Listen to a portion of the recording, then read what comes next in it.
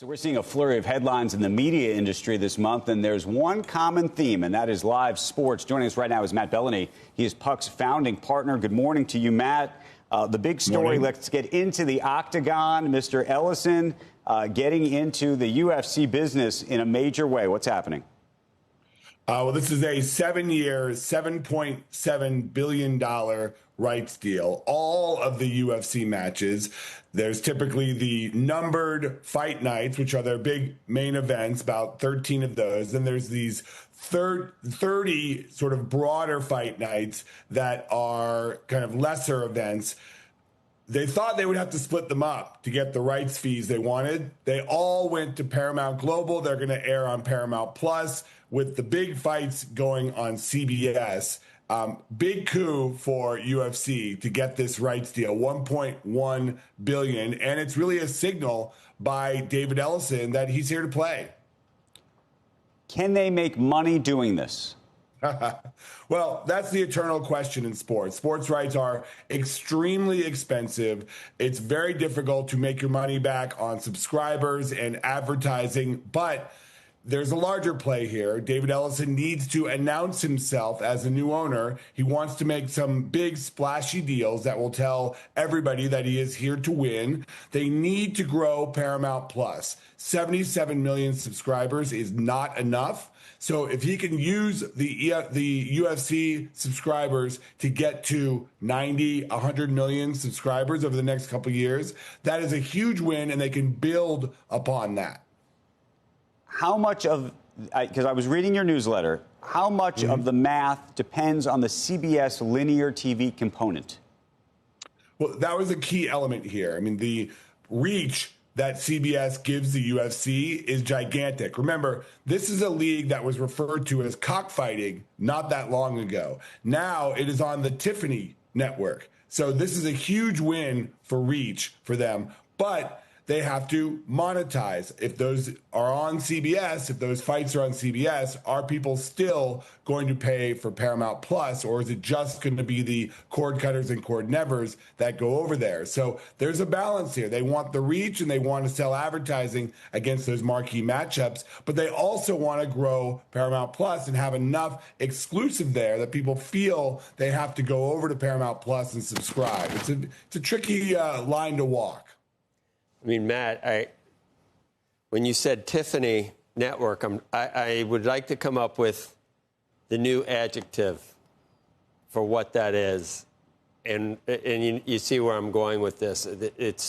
That's so long ago. And it almost what you just said was that the only use for what you call the Tiffany Network is to try to help with the UFC distribution so you can get more streaming people.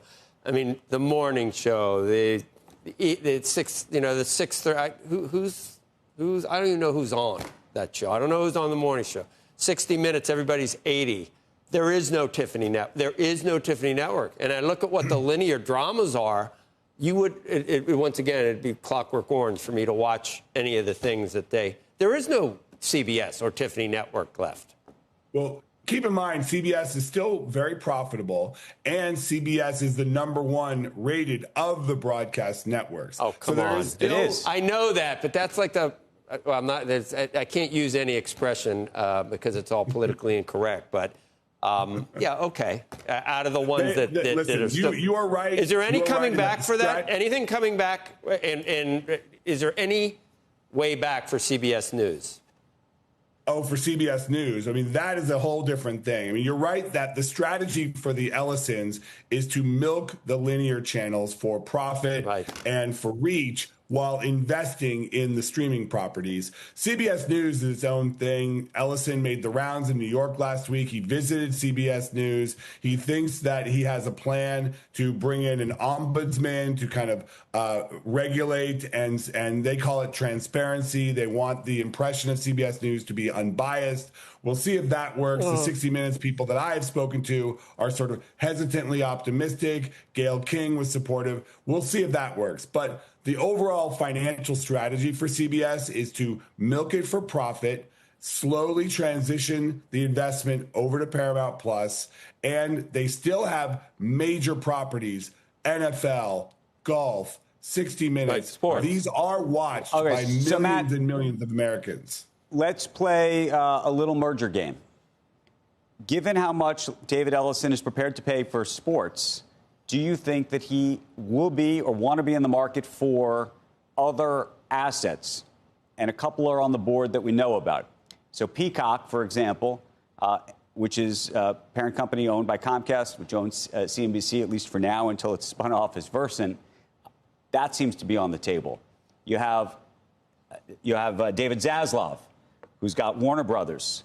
That seems to maybe be on the table. You have all of the assets that are going to live in the spinoff from Warner Brothers that's now called Discovery. That's going to be on the table.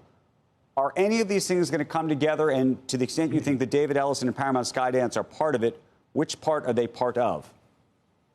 Well, there's a cohort of people in Hollywood that believe strongly that there was already a handshake deal involved between the Ellisons and David Zaslav to merge the studio and streaming aspect of Warner's with Paramount. Now, I don't know if that will happen. There's also a large contingent of people that believe that they won't do that because they are just going to invest in content and rights and assets so that they won't need Warner Discovery and those assets. I think that the Peacock question is interesting. The Max question is interesting because clearly the Ellisons want scale in streaming. They don't have it. There are too many streaming services, and some kind of roll-up joint venture of all of those three sort of in-play streamers seems like it would make sense. The question is control. Are the Roberts family, are they willing to give up Peacock and give up control of that streaming service?